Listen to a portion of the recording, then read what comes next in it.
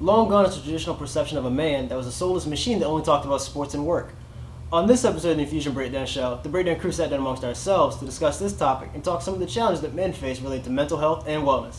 Let's see what we came up with. Before we get started on today's episode, I'd like to introduce to you our Black owned Business of the Week, where we showcase quality Black owned businesses for you to support every week.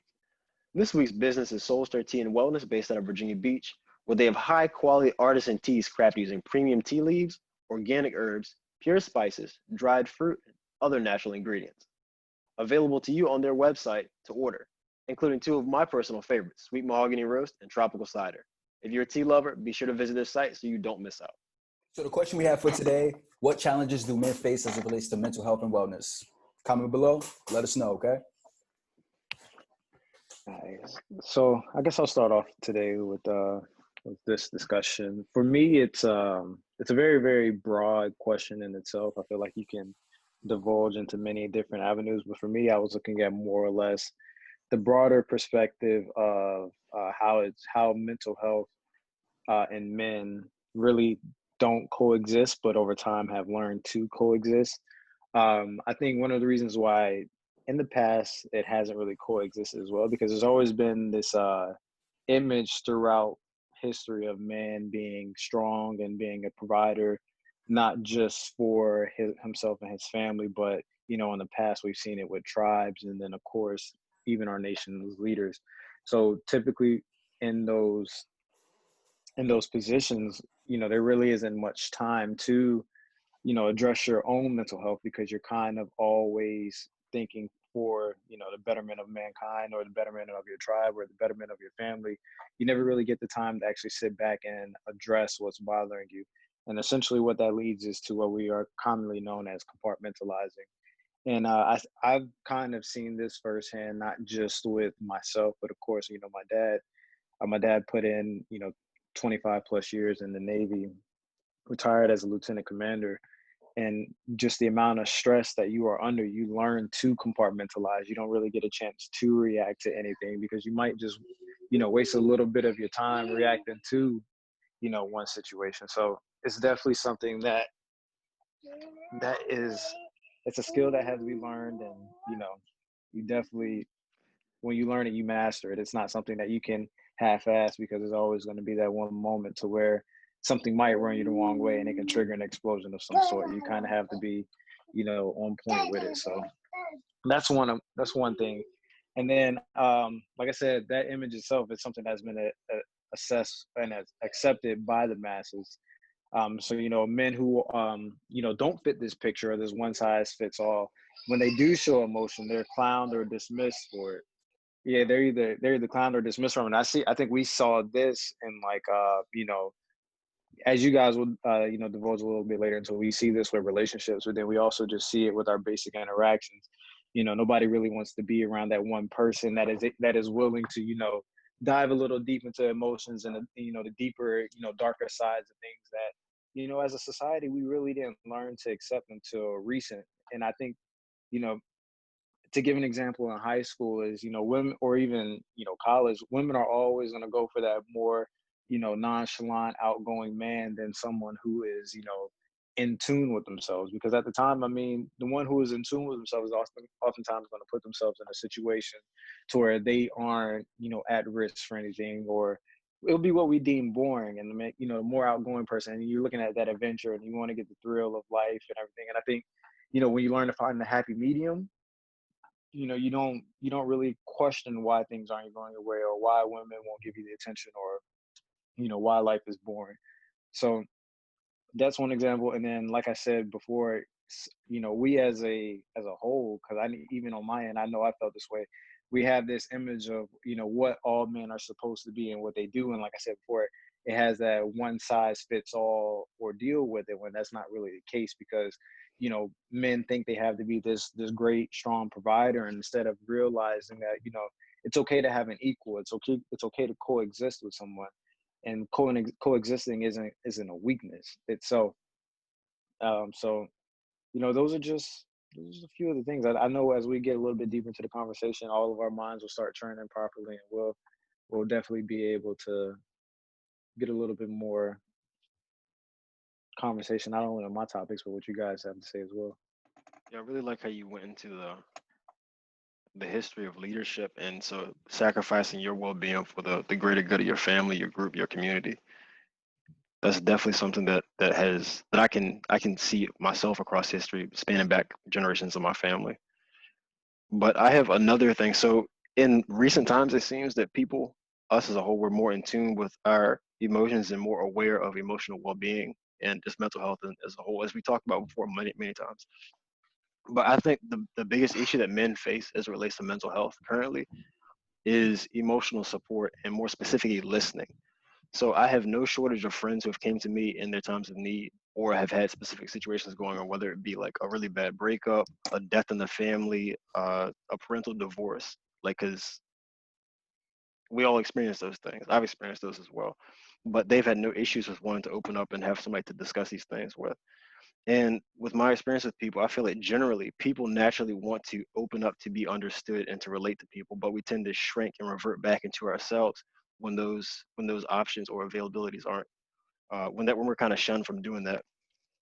And even that applies to even the most introverted of us. You might not want to share and divulge everything with everyone, but even with the people closest to you, you definitely want to have some kind of level of understanding to where if you feel like you need them or you need some kind of support, you can go to them. That's the basis of any real friendship. And with that challenge, I think when I say that people open up to the right people, who are the right people? So it's about people who are actually willing to listen and not be able to sit down and prescribe and say, oh, well, this happened to me, or when this happens, or I know somebody who's just like, just shut up and listen. And then actually seeking understanding. So if I don't understand, or if you're telling me something, just asking clarifying questions or asking things to give me more information so I can better conceptualize what you're trying to explain to me. And the really neat thing about that is, like, as you grow closer to people and foster these kind of relationships, I've noticed something that a lot of people really haven't, is that if you listen and shut up and stop sharing people's business, like, people will tell you more and you can actually have better relationships with them. And it just amazes me the sheer amount of people who that when somebody tells them something personal, the first thing they do is get on the phone and tell somebody else, tell one of their other friends inside the group. And that's why people are distrustful, and it kind of shuts off that communication bridge. And I feel like that's a real concern that a lot of men have. And the third point that I have about that is downplaying. So people not downplaying the experience. So I have a friend who has this saying that he tells himself to psych himself up for certain scenarios. It's not wrong in that particular scenario, but I wouldn't dare apply this to somebody else's situation. So the quote is, people are in cages getting trafficked. I have nothing to complain about. And it's like, I think that's a very poor mantra to tell yourself when it comes to psychological pain or any kind of emotional distress that someone's experiencing, because pain is real. Like, of course there are people in worse situations, but to me, this pain is something that I'm experiencing. This is something that's damn near tangible. Like, it's been well documented, and there's been studies done that show that emotional distress, emotional pain, particularly like related to rejection or loss, in the case of relationships or death, it activates the same parts of your brain as it does when you have physical pain. And for me to sit there and say, "Oh, don't worry about it," or um, "It's people. Somebody has it worse." Like, you can't feel what they feel, but the pain to you is something that you actually live with. And I would even argue the emotional psychological pain is worse than physical because it persists and it's more difficult to actually diagnose and undo. But going back to the point about seeking understanding and not downplaying and just tying it all together, there's also a real fear of people who they'll use what was said, what they tell other people is being used against them. And that hasn't really happened to me, but I have spoken to people who that is a real experience and it is a real concern. And so with that, I was thinking when I was just preparing for today's episode about how exactly I felt about what were the challenges that men faced. And so I was thinking, how do we compare and contrast? Like, how are men's and women's needs weighted equally in relationships when it comes to our wellness and well-being, mental health, and all that, the complete package? No, I don't think so. As far as that at all. What I was going to go into as far as this topic was had to do with relationships and how men are basically, the well-being is really different in those scenarios. Because I feel there's a lot of men who are unhappy in relationships, and a lot of men base their relationships off base their relationship success off of how their girlfriend or wife is, or how their girlfriend or wife is happy, how happy they are. Anyway, I know you guys probably heard this key phrase, a happy wife, a happy life. I Yeah, think that's yeah. what I heard them for, yeah. But that really takes away from the well-being of the man, his happiness, and what he wants in that relationship. And look, and I'm not saying let your man go and fuck other women if that's what he wants, because of course that man is just after lust. I'm more talking about giving your man the space he needs without doing the things to annoy him, like creating like unnecessary arguments because you need attention. So you seek negative attention instead of like properly communicating. And there's men that will get used to that in a relationship, and there's men that will keep that pinned up inside, won't express that they don't like that, and just do things like cheat so they won't have to hurt the other person, basically. So that's why I bring up men's well-being in a relationship and how it's so commonly looked down upon. But it's just as important as the well-being of women as it pertains to making a relationship successful. Like, things have definitely changed, but some women shouldn't be so dependent on men to make them happy in a relationship. And men should look out more for their own well-being, not just the well-being of the woman too while in a relationship. I know there's a lot of people that be like true love is loving someone more than you love yourself, or when someone's happiness is your happiness, that is love. But like, what if that person realized that, I'm happy with somebody else now? Like, are you going to be happy for him? Hell no. If you really love that person, you're going to be upset. You're going to be sad. Like, you're not going to be happy for him. Like forget that. So that's why I say that. But I know you guys probably heard about 50 Cent complaining about angry black women. And I think that ties into this a bit, because some black women, not just black women, most women are too dependent on men in relationships. And when the man doesn't provide, they just cause problems for the family, and all women get angry. So, but for black women, they're placing that stereotype because you know how America is. And even some black men go off that same stereotype because that's what was taught to them by white men. Like, throughout history, black men have been faced with oppression from the white man, and they've taken it out on black women. Because that was the power of black men. That was like the only power black men could feel in society, after coming home from dealing with racism or anything like that. So just think about that. The whole system is based off of power, and instead of building up black women, a lot of black men tore them down, just to gain a little power in society. But like I said, things are changing, and still today there's proof of that. Malcolm X said the most neglected person is a black woman. The most disrespected person is a black woman. And black women victims are doubted even by black men, and harmed way too often by them also. So, but like I said, it was taught to us. So be gentle with us, black women, and continue to teach. You were saying about happy wife, happy life. It was kind of, it neglects what you were saying essentially is it neglects the whole other side of the relationship. It's like the the man is responsible for the outcome of it. And I think a lot of the perception of well, first of all, I want to say a lot of what we perceive relationships to be, they are women centric. In the idea of, you think, with going through what you said, and then also just think about how weddings are celebrated. They're typically something that's more centered towards the bride. That everybody's focused on her dress and this and that. Like, that's something that's very surface level. But then you think about how our holidays are marketed. So Valentine's Day, you don't see any commercials for every kiss begins with K and the woman buying the man a necklace or anything like that. And it's just, think that's a very interesting dynamic, how things are marketed. But Father's Day, you see commercials about getting your dad something work related, like a tie.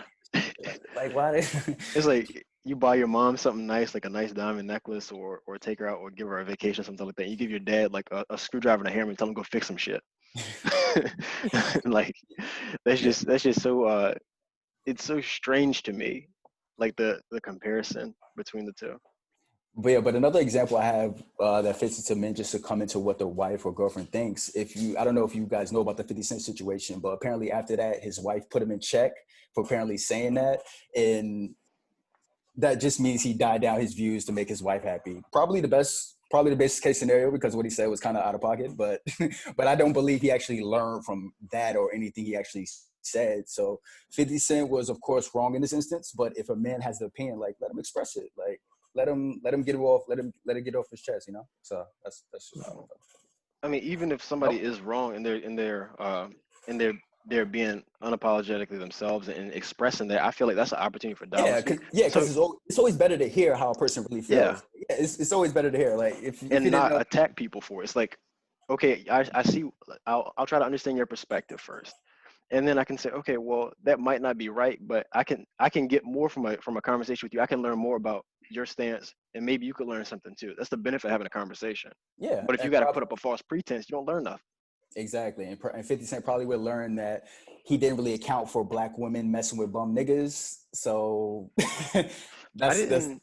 Could you explore a little bit more? Because I didn't see the Young Money radio. he I saw that what he was saying about angry black women, but I didn't see the part that you just tying in here. as far as that's what do you mean? Were you just strictly referring to the part where he was saying like Yeah, why yeah, men date outside of the race? Why yeah, black men yeah. outside? Yeah, as far as it compared to more exotic women, yeah. That's what I was referring to. Is that what you referring to? Yeah, that's the only part I saw of it. I thought you were referring to something else he had said during that Oh no, no, interview. no. No, just that. Okay. Yeah. What you about to disagree does?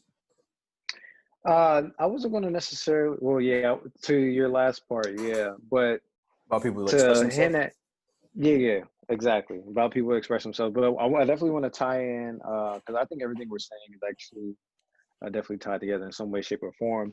Brian really spoke on, about friends listening, about him listening to his friends, and I think that's really key to, the argument of validation. And I think as children, I mean, think about how many children's voice has been silenced. And the easiest way you can think about that is when a child gets hurt, your quick thing to say is, oh, you're okay, like, toughen up, you'll be all right, you know, instead of the are you okay, instead of, asking probing questions to where the child is essentially learning to assess their body instead of looking at mom or dad to try and give them the okay of how they feel or how they should feel. Because I mean, there's going to be a point in your life to where you can't ask mom or dad how I should feel about this. You should know how you feel about it based off of what your body is telling you. And that essentially just leads into parents not being willing to show that compassion in an attempt to prepare their children for a world that doesn't really show compassion.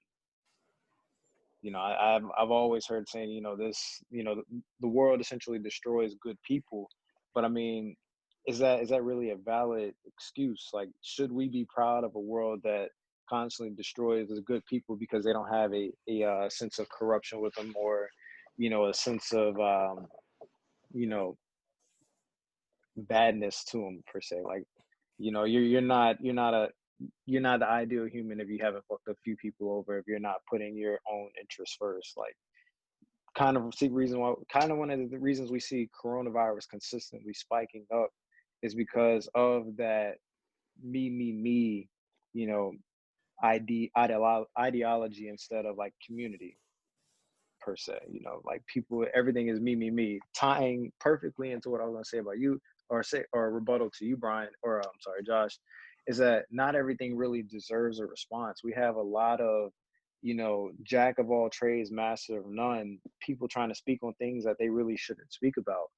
And so I even kind of disagree with the 50 Cent idea to a point, because I think we often will find people that will provide us their takes that are often raw, and that's just because of their ability to know not to speak on things your knowledge isn't well diversified about. Like, if you haven't dated outside of you know your culture, or if you haven't dated enough within your culture to understand why something is the way it is, then you shouldn't necessarily speak on it. You shouldn't generalize things just because it's been generalized in the past if you haven't taken the time out to understand why things are the way they are, or just why certain perspectives are the way they are. Because I mean, if you're consistently speaking on something that you don't really know anything about, That's what but people more or do less though. because That's people speak on shit they don't know about. So I'm just saying let them express it and then fix it. And how then often is it fixed though? that yeah, that's the problem. That it's not Ex- actually addressed, but But you don't fix anything it's more if it's swept on the rug. We said it closeted. again. Like, you don't fix anything if it's closeted. You can't fix anything Yeah, if it's not in the open. that too. Yeah. So that's why I But say I will say my main issue with what he said was the ignorance that it was coded in. But I do understand what he was saying about like the difference between people. Like, so that's why like Americans are so sought after, and in other countries. So if we're to go to like Australia or something like that, the women perceive us differently because we're different than the Australian guys. We have different accents to them. And so it's kind of like it's just anything with that novelty. It's kind of like when you're in elementary school, everybody like the new kid. Like anytime you got a new dude or a new girl that came to the school, all the kids would like that person. It's just the same phenomenon. But the way he explained that and chose to articulate it was coded in ignorance, especially when he specifically the just the language that he chose to use. Yeah. So I just think in general as well, men, we're to in an extent we're very possessive and power hungry, that we have to leave a mark on everything. So we often will time speak on something just to be a voice in the room instead of an ear in the room. Learning to articulate our own thoughts and how certain perspectives might help mold our own. I think he really felt that way, though. I don't think he was trying to articulate another way. I think he really felt that way. Well, yeah, if you But on he social just, media, yeah.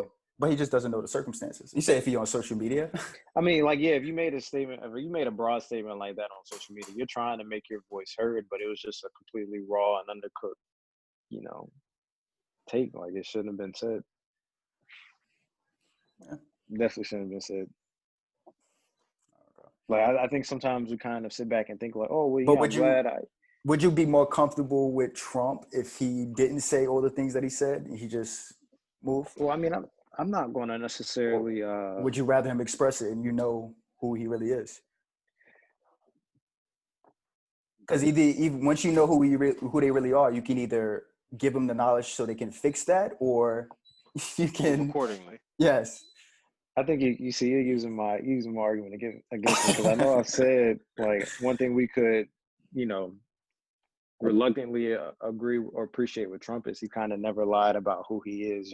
He's a scandalous person, and he's always gonna voice his unpopular opinion. But the reason why I don't necessarily agree with voicing unpopular opinions is just because there's another ignorant person in the room who genuinely does not know who is going to take this, take from a celebrity or somebody that's really popular or somebody that has, the ability to affect the masses and take that ideology as their own instead of kind of like learning. Like I don't think that things should be passed down just for you to learn, 20 or 30 years after you've learned the information that it's not the right way to do things.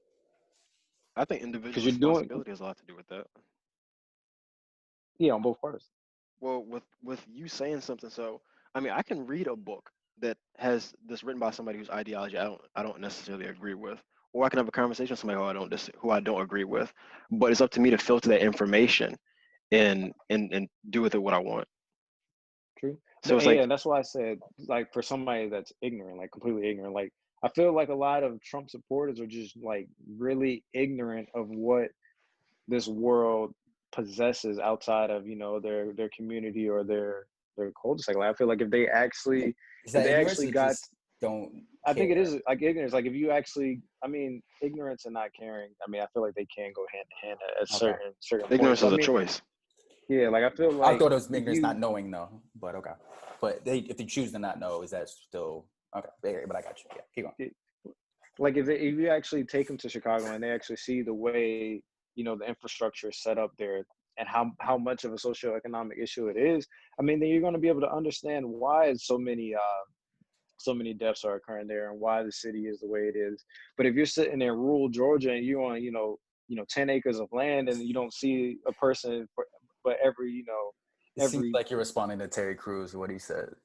I actually don't know what Terry Crews said, but I'm more or Because less just like he mentioned. I'm just providing an Okay. example of like how ignorance is really bliss. Like people are speaking on things they don't genuinely know about. You can preach, black on black violence all day, but if you don't have the knowledge of how those communities are set up, and if you're in a community of people that predominantly look like you, then yes, your numbers are going to be high. But if you're not going to take the time to understand, the socioeconomic issue and the mental health issue of why the community is, ravaged the way it is, then you can't. I don't think you can necessarily provide us a valid reason of what we should do or why it is the way it is, because you don't know. So same thing with the 50 Cent thing. Like, yeah, you can say, okay, he's a rapper, he's fucked multiple women, But I guarantee you, most of what he's done has been for his own selfish doing. It hasn't really been about the family. Like, I mean, as long as we've known 50 Cent in the music industry, I mean, it's, you never really, I mean, you can tie women to him, but you can't tie any relationship to him the way you could tie like Kanye and Kim, or Beyonce and Jay-Z, You're or saying like a Nas and Khalees, or long-term something like stable that. Like, relationship? yeah, but exactly. But then you also have to think, there's new youth coming up every day. There's people in their 20s still trying to fortify their beliefs. Somebody of that magnitude that has that following says something like that. Those people that are ignorant are going to take that as, could potentially take that as knowledge. Like for me, I know for a fact, like if I So was, the so you're just worried about that ignorance spreading? Because if you're worried about ignorance spreading, that's like, that's a it's a hard thing. wildfire. It's a Yeah. wildfire. So And that's why I'm saying, like, I like would ignorance is prefer going to something like spread. that. Yeah, exactly. But I'm just saying, like, I would prefer something for like that to not be said, because I much rather it catch fire, catch a whiff to just, 20,000, 30,000 people, rather than, the millions of followers you might have. I understand what you're saying. Okay. It's a issue of audience at that point in time, Yeah. because the ramifications of him saying it to, I guess, a group of friends is smaller, where Influence. there's still a possibility for him to have a dialogue where he can learn something for somebody, or Yeah. they could have some kind of constructive criticism or feedback from it, is still there, but it's less damaging if he just got on the news or something like that, or on Young Money Radio like he did. Exactly. And you said it best, Josh. You said that his wife, I guess he's married. I didn't know Yeah. he was Some married. or somebody wife. got on him about it, and his opinion changed. Like, no, like you said, his opinion didn't really change. He just, He to just cover his stopped. ass, he Yeah. had to say Yeah. what he said. Like, you have to think, like, that's the same thing when it comes to closet racists. Like, they're always going to say what they say, but the second there's, any backlash to it, they'll backtrack a little bit. I mean, it's simple. It's the But classic not to victim get completely, mob. but not to get too off topic from mental health, because I mean, even this could be on topic of mental health, because we kind of see, like, there's always a tug of war of ideologies, and it can lead to anxiety, and it can lead to confusion. And I mean, Especially in the Black I think community. exactly, and I feel like it's most important. Like, the best thing you could do, not just as a man, but as a Black man, is actually understand who you are as a person, not what your community wants you to be, not what mom and dad want you to be, but who you actually are, and then figure out how you can be the best, beneficiary, or benefactor to your community. Because I mean, everything really does at the end of the day boil down to community. Because I mean, that's all you got. Like, you can think about family, but you see your next door neighbor more than you see your grandparents or your aunties and uncles. So do you guys think like the well-being of men, whether it is in relationships in general, do you guys think that's changing as the world changes? Do you think it's getting better? Do you I think staying the it's same? changing. I think it's changing as women empowerment heightens. Like, I think it's synonymous with the feminist movement, because you kind of see how women are no longer willing to take a back seat. They want you to communicate your thoughts, because they're now realizing, like, my voice in this matters just as much as your voice matters. You're not going to have a tantrum and go into your isolation mode and I not know what's going on, because my voice matters just as much as yours does. Whereas before, man is mad, he's going to tell you shut up, he's going to do whatever he wants to do, he might beat you, he might do this, that, and the third. And to a point, that they still may exist, but for the most part, at least the women that I've come across in the relationship that I've been in, I've seen, as women empowerment has heightened over the years, women have become more outspoken. They're going to pull whatever it is out of you. And there's some women who still would choose the passive side, just because of the physical nature of a man, to where, I mean, you might feel that we're more powerful, and any wrong word could trigger something. But I also appreciate the women who, one, make smart decisions and not get in a relationship with men who have a history of physical abuse, and then two, learn to choose the right wording to get the right responses out of men. Because it's I'm not going to say it's a confusing time to be a man, but it's an interesting time to be a man, because there's so many power dynamics that are shifting to where you kind of like, you can't overreact too much, but you have to react the right amount.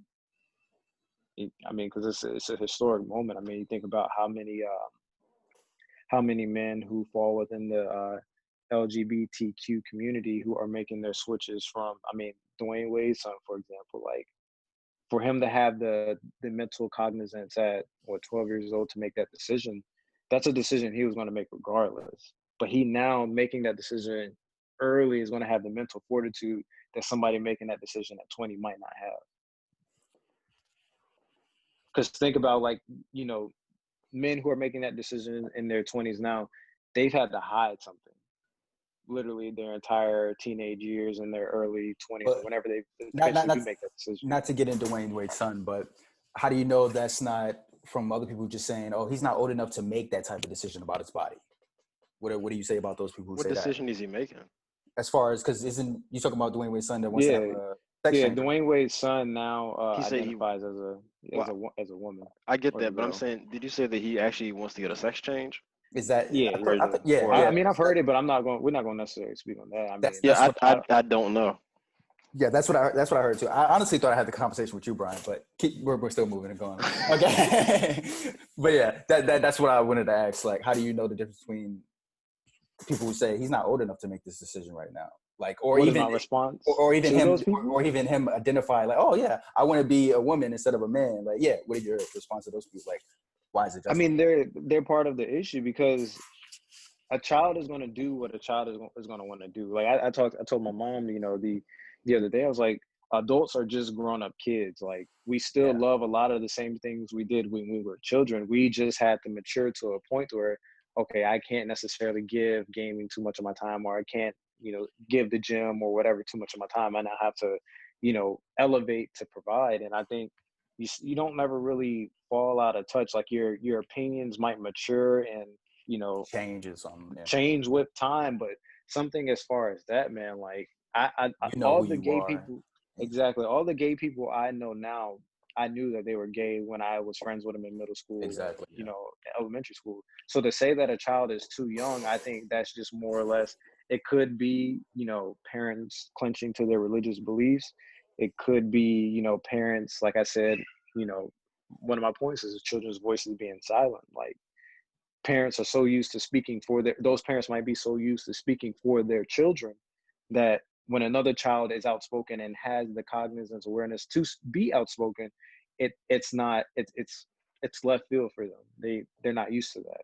And I mean, to me, to be honest, it doesn't affect me. That's why I said, you know, not everything deserves a response, because what Dwayne Wade's son does has no bearing on my life. It has no bearing on Boosie's life. Like whatever he does, he does. So to speak on something that you have no knowledge of, I think contributes to the spreading of that confusion, that anxiety, and that ignorance. Like, you know, his sons could have very well been like, oh yeah, I understood, you know, why Dwayne Wade's sons wants to do this. But your dad comes out and he speaks in opposition of it, and you don't have the mental awareness to, you know, disagree with your parents, because at this point everything you know is what they've taught you and told you. Then that creates a, you know, little aura of confusion in your own conscious mind. So Gotcha. Okay. Got something to add, Brian? Not specifically on that. No, Oh, I really don't. Like I was aware of the Wade family and what was currently going on slightly, but I'm not really into following that stuff too heavily. okay. Yeah, I know who I had the conversation with now, but it wasn't you. I know. Okay. One of the Okay. things that go to backtrack a little bit is where we're just talking about the wellness and well-being and the mental health well-being in the relationship. One thing about the perception of a man in a relationship, I really don't like is the idea of the man as the Sabbath, the person who's causing the damage in the relationship, and that's is something that we're so happy to tout as a society, if you would. If you go and look on anywhere on social media, that's pretty an acceptable point of view, is to see people just using that rhetoric as if, I mean, of course, men and women, they both contribute to the downfall of relationships.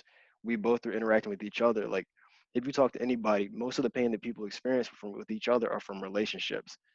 And so this is kind of like it's very mutual. And I don't think it's even a good idea to start playing like to start comparing pain, to say, oh well, this group causes more pain, I'm in more pain, we're in more pain than this group. Because what I just said, pain is objectively subjective. We all have it. And so it's not constructive for me to try to say that my group is hurt more than your group. Men are more emotionally damaged when this happens because of than women. It doesn't. It's not really addressing the problems. It doesn't really help anybody. But I think that like largely, like if you were to get on Twitter and stuff like that, like just the idea of like men ain't shit. Like it's really acceptable for women to say that men ain't shit. But if if a man says that, we can all acknowledge, like I will even acknowledge, that's a weak-minded man to think that all women belong to that category, to say that they aren't worth anything. Well, I feel like that's very it's a very immature outlook, very pessimistic. But I don't see any corrective action, or I don't see the same perspective on the other side. So what are your thoughts as to like why it's why that perception is so? I think it's a little bit I'm not even, I'm not going to, hold my tongue on it. I think it's a bit of incompetence on women as well, choosing the wrong men.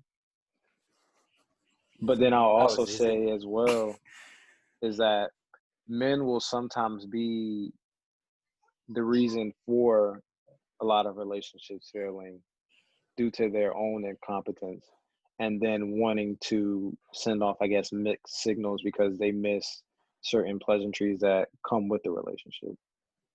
I think it's a lot. I think it's incompetence on both sides. I think one is the women making the wrong decision, and then two, I think it's ignorance on the man's part, and in its true definition of ignorance, of really not knowing themselves and what a relationship is supposed to be like, and then two, knowing what they want out of a relationship. So I don't think you can I, just as easily differentiate those two categories just by being the fact that we talked about like the identity crisis that comes with a relationship and developing and knowing yourself as a person before you actually enter that.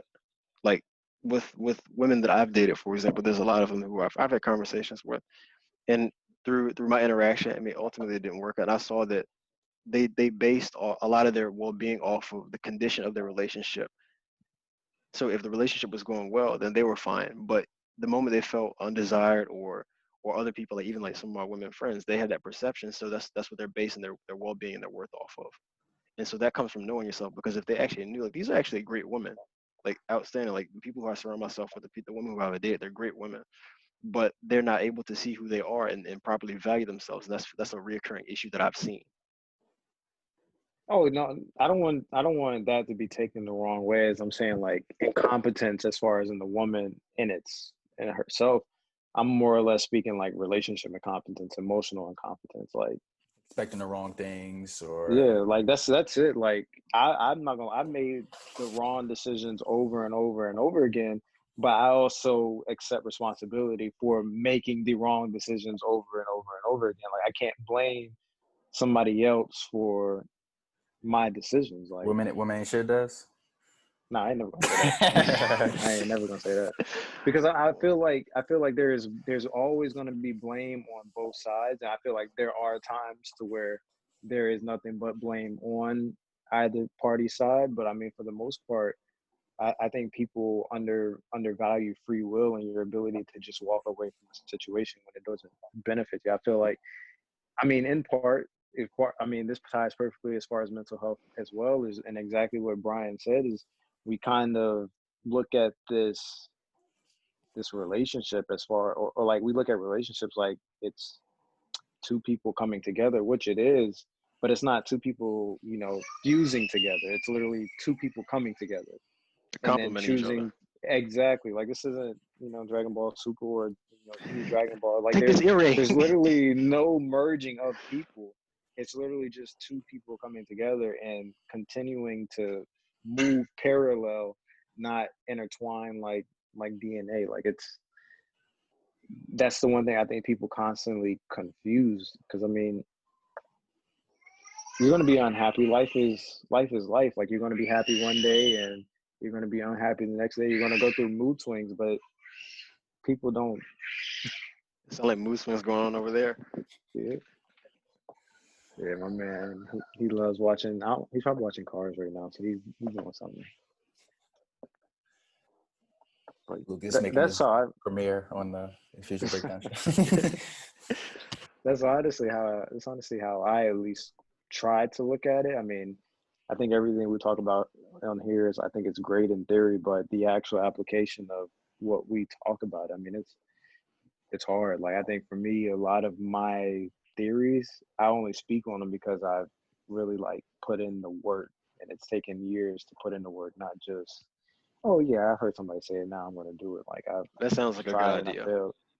Yeah, like, I've tried and I failed. I've tried and I failed. I think this will tie perfectly into like wellness, because if we actually are thinking about wellness and physique, it's easy for a man to get discouraged by another man that has, six-pack washboard abs and, really defined physique, and be like, damn, that's what I want. And to see women gravitate around that, I mean, it's easy to be envious of that. But then I also say, like, there are women that love you for what you got. So, Yeah. you got to be comfortable with what you have. Because I know for me, like, it was nothing that I was never really insecure about, but I will say there is a emotional roller coaster that comes with wellness, because, everything that comes with it. You look at the scale's not moving. You get a little bit discouraged because you've been putting in all this work and the scale's not moving in the direction that you want it to. Or you see you're putting the same amount of work as the next man, but your body's not looking the same because you're dieting. Like there's so many intricacies of wellness in sense of, physique, bodybuilding or whatever. Like, it's easy to get discouraged. And then, I mean, even if we want to take wellness as far as like yoga, when I went to my first yoga class, there was like 25, 30 people in there, but there was only 2 men in there. Like, yoga is great. Like, a lot of your pains, a lot of your, being tired comes from back stiffness and, working manual labor jobs, but not putting in the manual labor to make sure that your body is good to go. I mean, think about if professional athletes didn't do any form of rest and recovery or, training of any sort, in comparison to somebody that's working a blue collar, laborer's job. Like, they would be just as miserable as you guys are. But there's an aura or a necessity for rest and recovery that isn't being taken. And then, of course, you see it affecting other assets of their life. Like, no doubt in my mind, like, you loosen them hamstrings up, you're gonna see your back loosen up as well. You're gonna see a lot of that pain and a lot of that annoyances that you're dealing with throughout the day, dissolve. I mean, in part, a lot of, when you look at wellness, you see a lot of women doing it. And, if it's not a male-dominated industry, then you're not going to see a lot of men doing it, not realizing that this stuff is universal in a sense. I think that goes back to, you don't want to be caught in a yoga class because that comes with the men's stiffness. I'm talking about just regular. I'm just talking about men, like just normal men. Like, Yeah, a lot of men don't want to be caught in a yoga class. Like, they think it's for sissy. Hey, man, I don't mind. I love it. I'll walk up out of that first floor room with my little yoga mat under my arm, bro. Go put it right up against the wall and then start lifting weights, man. Because I tell you, like, my dad has always provided me like ideas. Like, he'll see certain things work. He knows me as an individual. He'll say, "Hey, you should try this." Like, he might not have any knowledge of it, but he has knowledge of the benefits based off of, it working for other people. And then he knows me, so he'll say, "Hey, you should try this yoga class out. Like, just see how it works." He knows me. I'll try anything through when it comes to fitness or wellness. And I mean, I'll tell you, bro, like, the first time I did it, I was light as a feather. I really felt for the first time, like, stretched out. I mean, I'll even say it equaled when I went to a chiropractor. Like, it feels like a lot of your tension is just dissolves right off of you. Like, when you take an Epsom salt bath, that's the equivalent of it. Yeah, for a long time there was like a stigma attached to yoga, and I mean, I do see that, but I mean, that's something that I picked up and explored on my own as an interest. But you can like just to speak on what you were just saying, you can feel a tangible difference once you finish doing it. It's like just throughout the course of beginning practice when I first started, I could feel like my blood circulation, it was much better. So in the example of after doing that in the morning, the first thing when I woke up, I was able to regulate my body temperature better. I didn't have to have uh, put a sweater on all the time. Like I would be fine just chilling. It could be like 70 degrees in here, and I could be fine with a t-shirt. And so just the ability to regulate your body, like temperature, and then from your mind standpoint, it's like you're forcing those thoughts out so you have time to actually live and be in tune with how your body's feeling. You pay attention to the individual parts, like where do you feel your stiffness, where do you feel your soreness, where's there aches and pains, and address those and be more in tune to that. And like you hear like ignorant statements when people say, oh, like, oh, that's gay. I don't think there's nothing, there's no way you can tie being healthy to any specific demographic or anything like that. I think that's ignorance in itself. But I'm glad to see that stigma is starting to go away, and it's not just perceived as something to be for women or feminine men. And I'm glad that you actually took that up. I didn't know you did that. This is recent.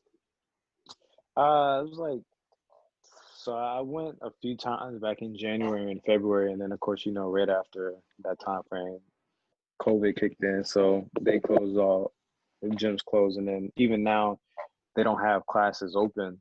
But I mean, like for me, I think what made me get into it was the being in a class and seeing even some women not be able to stretch the way that the instructors advise you to stretch. Because I mean, you go into a yoga class and it's all women. You're expecting every woman in there to be like flexible, like being able to do any position with no problem. But for me, man, it was like I was like, all right, she can't do it. I can't do it either. I mean, we're in the same boat. We're gonna get through it We'll together. get there. Yeah. Yeah. And then as well, like for me, being an introvert, being around more people that couldn't do it made me settle into the class a little bit more as well. And just, forcing myself to be out and, you know, integrating with society a little bit, man. Like I feel like it takes a lot of tension. It removes a lot of tension from your body. You use the app Not even. for you use the app for yoga, Brian? Do you use an app? Nah, Yeah. man. So I have a specific yoga instructor. I watch her videos on YouTube, and Oh, okay. I memorize her routines and stuff. Oh, okay. If you Anything want else? to check her out, her name is Sarah Beth. Yep. I'll drop her name in I was about her to channel in say, the description. help her out. Yeah, Sarah Beth, she's super dope. Anything else you want to add to that? Absolutely. So there's one more part of men's well-being and mental health, and so we talked about emotional support earlier. I kind of alluded to that and kind of dissected a little bit. And so, first off, do you feel like you guys have healthy outlets emotionally? Did you say outlooks or outlets? Outlets, Oh yeah, definitely. like to where you have emotionally supportive relationships. Emotionally supportive relationships with myself. I was about to say to us, who? I'm not saying like intimate relationships. I'm saying like you have a relationship with anybody around you who you come in contact with on a consistent basis. That's a relationship. I feel like so when I got into my last relationship, I kind of cut everybody off, and I didn't really talk to my boys a lot about my issues. I feel like as I got out of the relationship, like I was able to really communicate with them more on like the level it was before. I feel like I can talk to one of my boy Chris, who is on the podcast with us, and I mean, there's no judgment. 'Cause I mean, he why? seen me at my best, he seen me at my worst. So, Why do you feel it was harder before while you was in a relationship? uh, just being at a bad place mentally. It was around the time that I got my possession of marijuana charge. So I was trying to like rebrand myself when I really didn't need to. I just was making a lot of bad decisions and just decided to close myself off around the same time that I got into a relationship. So it wasn't, it's not, I don't advise anybody doing that. I feel like if you find yourself in the corner, reach out instead of trying to, dig deeper into the corner. Because I mean, if you think about a boxer, when they go into their corner, it's never just them in the corner, it's a trainer as well. So, you know, don't ever think you can figure everything out on your own. Because I tried it and It doesn't work. I never really went to people because I kind of already knew the answer. I already knew what I what I had to do or needed to do in certain situations as far as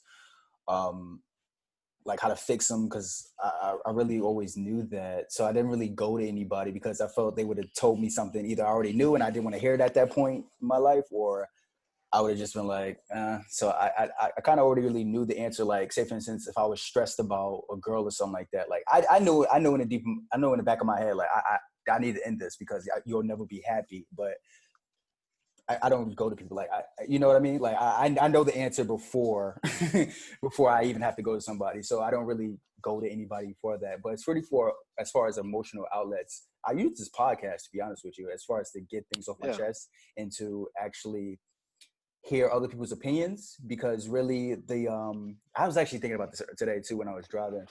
I was the love opinion that Desmond has because we can't basically be dependent on each other. I knew that was true. Like I knew I was like, yeah, I really have to go through this, but I didn't want to. Like it took me a while to actually do that because I was just like, damn, I really have to change and become a selfish person. I'm like, do I really want to become a selfish person? Because I know if I become that I always said, if I become that selfish person, like, you're not going to get me back. You're not going to give me, So if I start focusing on myself, you're not going to get me back to, I'm putting you first in front of anything. And like that's Batman with murder. Bro, people, I think the biggest fault of human is people think that elevating is a bad thing. Like people think changing your environment by elevating is a bad thing. I think it's the best thing you can do for yourself because it doesn't just open up financial opportunities. It opens up spiritual and emotional opportunities as well to connect with people that you would not have connected with before.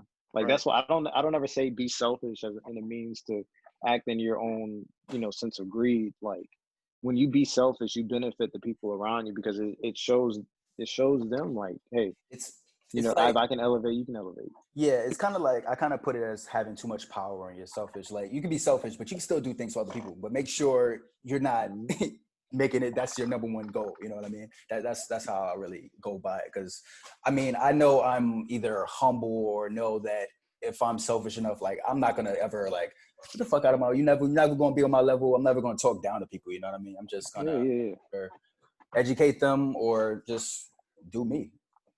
Yeah. Exactly. I think that's what that stigma right there is what people might think elevating is. And like elevating is never looking down at somebody. It's literally elevating yourself to where you're able to look at life from a different playing field than what you once were able to do. Yeah. And like I said, when I elevated, I started looking at relationships totally different. And not even that, I started looking at money a lot differently. I started looking at opportunities that I had and passed up on, not just, school related, but, job related as well. Like, I mean, when you elevate, you truly see things for what they are rather than what you think they are. Yeah, exactly. What do you say, Brian? You have anything? Got about that, or got a girlfriend in the wing giving you emotional support? Nah, answer your question that you asked us. Yeah. In terms of emotional support networks, I feel like I don't know if this is the best thing. We talked about this before, is the idea of compartmentalization. And so I feel like I don't see there's a downside to the way that I enact compartmentalization. There's certain friends who I talk to about different issues. So it's like the relationship I have with one person is totally different from another. Like I might talk to my boy Austin about something that I wouldn't talk to my sister about. And so, like a lot of people, once they hear the idea of compartmentalization, you're breaking your psyche up, or what you're presenting, or the things you're sharing with certain people, that they're getting different cross sections. I might share more with this person and less with that person. That like that's not always a bad thing. Like everybody doesn't need to be exposed to the totality of myself. They don't deserve that all the time, and some people can't handle that, and some people can. So it's like you kind of have to judge and assess those around you, and kind of sometimes take a risk and take a gamble. And I mean, it's easy to have a pessimistic view on people and say that, oh, people don't care and stuff like that. But my general experience is people care a lot more than I think that they do. And I think I've done a good job with fostering those relationships around me, like my family, my close friends, and stuff like that. It's like these are people who actually care about me. And I know that if I really need to talk to them about something, or if I need to bounce ideas or just use an outlet, like I can go to them. I'm fairly confident saying that. I'm actually very happy that I can consider you guys two of my good friends as well. It's like I don't see any utility to isolate myself and trying to hide particular subjects from everything. It's just like sometimes you do need to talk about things. And Josh, if you were saying about like you didn't need to have a conversation because you knew the answer in the back of your head, that's not the point of having the conversation. Sometimes I feel like we all know when we're making a dumb decision or we know what we should do in the back of our minds. We know that. We all do. But I feel like the utility of having those conversations with those people who do care is the emotional benefits. Like you said, I also use this as a form of therapy because we're talking and discussing ideas, and along with that comes our emotions and our past experiences. We're kind of like hashing through those and finding the answers and kind of open ourselves to new perspectives. But like in addition to the emotional part, it's also room for connection because you build those bonds with people who care about you. And so I think that's a large part of what people are missing because if they have the idea that I'm just talking to you about this because I want the answers, that's not really the point. I don't feel like it is. That's the other thing too. I feel that part of the reason why it's like you just want to know what's going on in my life. Like me telling you what's going on, I'm giving you some certain type of power over me too that I don't want to give that. So I mean, yeah, I get that. That's that's about part of it. that's about trusting the people and knowing who you have around you. Like certain people may leverage that, but it's certain people about you around you that really care about you. And I'm pretty sure you have good discretion enough where you can make those decisions. You know who they are. Yeah. You trust yourself.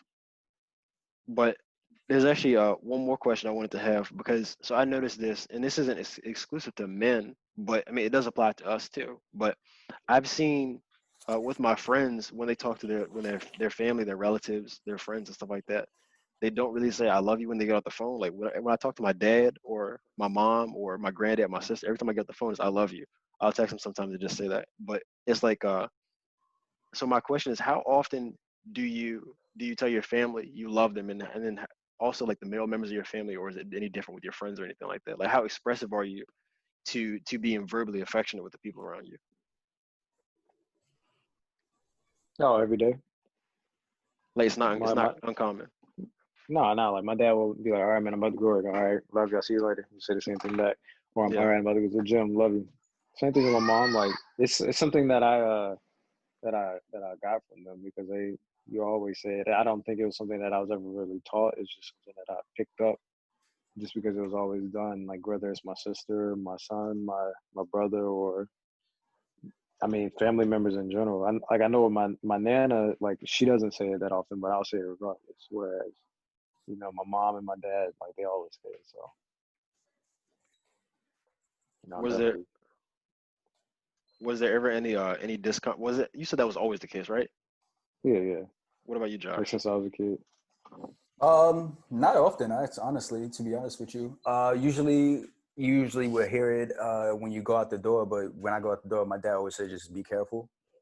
Like it's not because it's like a new thing. It's always like a black thing. Like be careful because something could happen when you go out the house. But I don't really say I love you. 'Cause, I mean, I'm not like I don't love my parents. Of course, I love my parents, and I know they love me. So, but I just that was just never something I raised up just saying I love you. And I don't think that's like a weakness thing or even thing. Like I would still I think about saying I love you to my dad whenever every time I think about the end or when I say the end, I'm thinking about what when he's no longer here, how would I feel? So I'm like, oh shit, I need to express how I feel. I think about it during that time, but I just never really was raised to like say I love you every 2 seconds, I guess you could say, or When constant.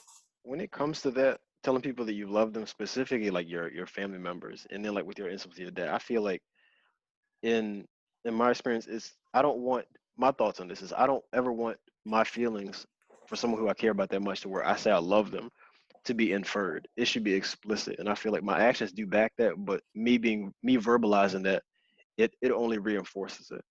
And it wasn't like with my family, like my immediate family, my mom, dad, sister, we all, we grew up in that was commonplace. But my evolution, my relationship with my grandfather, for example, I've always been close with him. But it wasn't until like my later teen years where I had said like I love you, and it felt strange at first, like because we had like I would hang out with him and like I was his riding buddy every time when I was bored on the weekends I'd go hang out with him. We go do something or just go chill at his house watch football games while he's cussing and going off because Tony Romo threw an interception or something like that. Like my granddad, I consider him like a legitimate friend, one of my best friends, and up until like it wasn't until like I said my latter teen years to where I was actually expressive and saying I love you. And at first, like it felt weird. It felt strange and foreign because I haven't done that. But then after a while, like it was just it's fairly commonplace. Like he says that first all the time when he gets off the phone. He's his actions always supported that, but it's just like when it wasn't verbalized, it was just like it was different. You know, it's not saying that I knew he didn't. It's not saying that he didn't love me or he loved me any less, or I didn't love him or any less. It was no difference, but it definitely feels better when someone's able to verbalize it to you. That's just my experience with having had it and having not had it.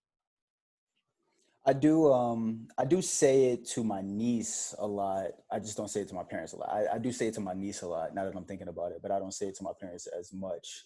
Like, I love you, right? I don't really say it to my parents. So I think it's more about the kid needing support aspect rather than, parents are there, but kids need to know that their uncle or their dad loves them. You know what I mean?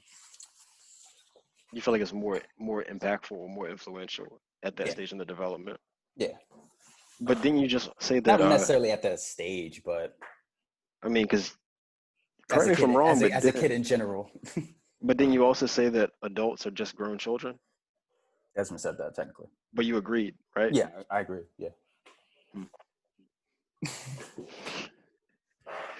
I also said in a different episode that kids need more attention than adults, though. Attention. Love is an attention.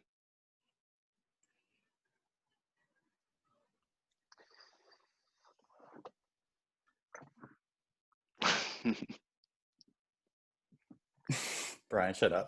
You know what I mean? I'm just asking questions, Josh. Anything else you want to add? I'm good if you guys are good. I'm solid. Huh? Before we go, I'm gonna leave y'all with the album of the week. But my album of the week is Cruise USA by Larry June. Always, anytime I mention them, it's good summertime music. If you like me and your AC compressor is going bad, it's a good music. It's a good mixtape or album to listen to while the windows are rolled down, so the breeze can come through. But definitely check it out. All right. So, if you guys like the discussion, don't forget to hit the like button, and we'll see you guys next week. Peace. Guys, thank you for tuning into the discussion. If you guys want to see more content, we also had the Feel the Love series with Brian Carey as he breaks down the methods of plant growth. Joshua versus the movies, where I go against all your favorite movies, and Joshua versus the music, where I go against all your favorite music videos. So don't forget to check out the content, and I'm going to see you guys in the next discussion.